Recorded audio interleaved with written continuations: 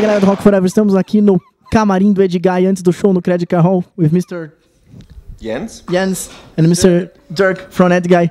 Thank you very much for the interview. It was a big pleasure. Yeah, thank you for that. Thank you very much. We didn't do it so far. So, so I want to start asking for you, why did you decide to record the DVD right here in Brazil? Because we recorded another DVD 2 years ago here, and the audience was just fantastic. So since we couldn't use all the material from the last recording, we said, hey, we have to try it again, but this time again in Sao Paulo because the audience was so fantastic. And yeah, let's hope it's going to be good tonight. And yeah, you know, now together with bands like Gravedigger and Creator and Stratovarius, who did it but they didn't use it, that recorded DVDs right here in Brazil. Right, it's not the first time. It's a big honor for us, you know. yeah, I think it's an honor to the fans, because if the fans wouldn't be that good, they wouldn't record it here. But it's awesome to play here, and fans are amazing, so it's a very good place to record a good DVD. And now talking about the music in Edguy, when Edguy began, it was like we were like teenagers, and we're like, you know, a big sensation because it was like complex music, but you're all so young already doing complex music, and now you're going like more straight and with a lot of hard rock references. Why do you think that happened? That you were very power metal, and now you got a lot of hard rock references, and you know, to me personally, it's better. Well, I agree. But I don't know, I just think it's a kind of natural development. I mean, the music and the production is still complex in a wise, but you know, all the complex stuff goes to the background so that you don't hear it immediately. So we try to focus on the song and the music, and well, the details happen somewhere in the background. And well, you know, if you're doing just power metal, you get limited by the time. So it's hard to make 20 different sounding double bass tracks. Drumming's at the speed of light, you know. Exactly, and to keep it interesting for ourselves, to make a kind of improvement. So we had and we wanted to include new element, and also our personal taste of music changed a little bit. I mean, well, double bass is quite nice, but if you're listening a whole album full of double bass, it gets boring. Yes. Yes.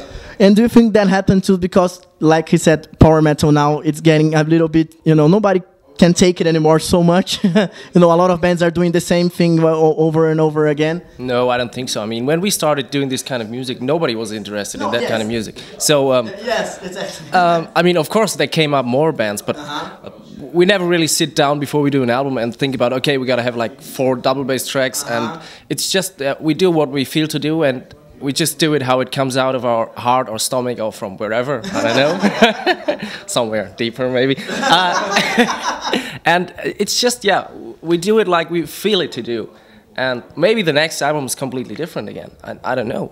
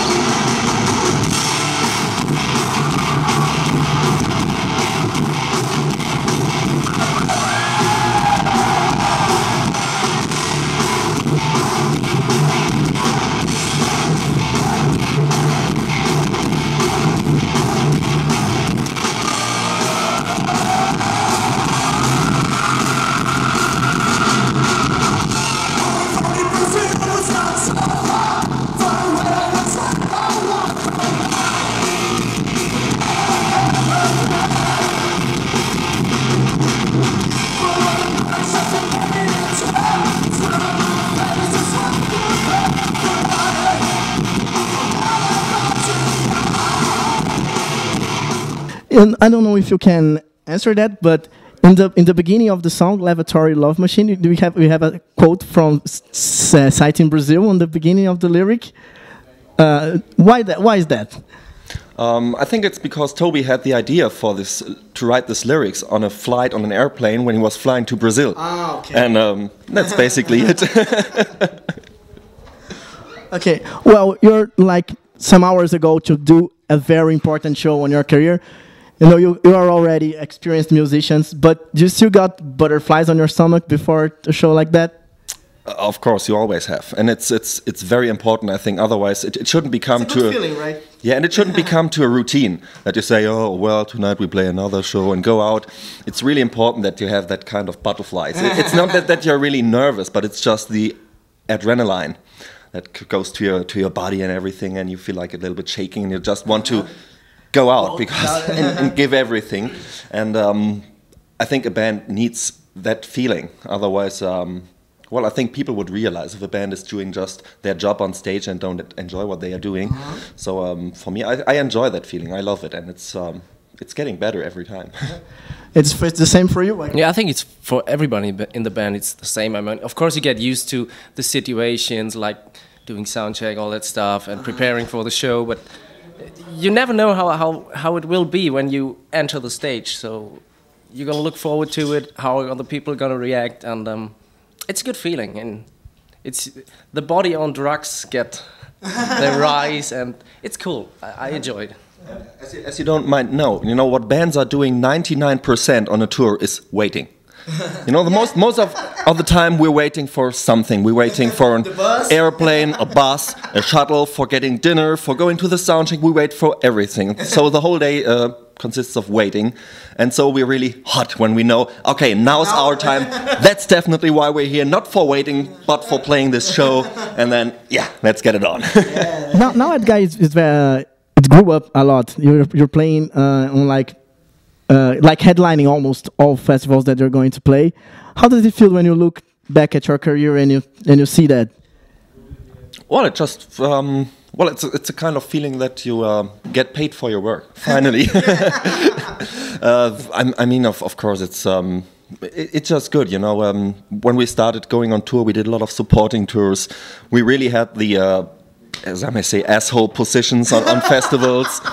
And it's just good to see that it feels like the people honor what you're doing or what you have done. And since we made a lot of good albums and brought good quality to the people every time, well, it finally pays out and we get good positions. And it's, of course, good for us, but as well good for the people who brought us there finally. I mean, it's not our fault.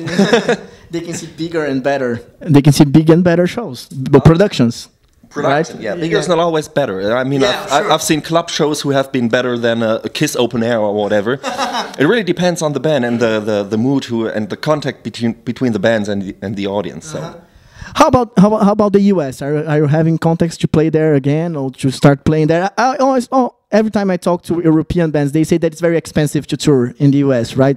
Yeah, it's quite hard. We've been there last year with Hammerfall on a whole US tour, which was pretty good. But yeah, some venues, they suck big time because it's just too many bands playing there. And you get the working permissions, the visas and everything. And they've got a new tax system since 2006. And so you got to play in front of a lot of people to make it work quite all right. So we're gonna check it. So maybe next year we think about that.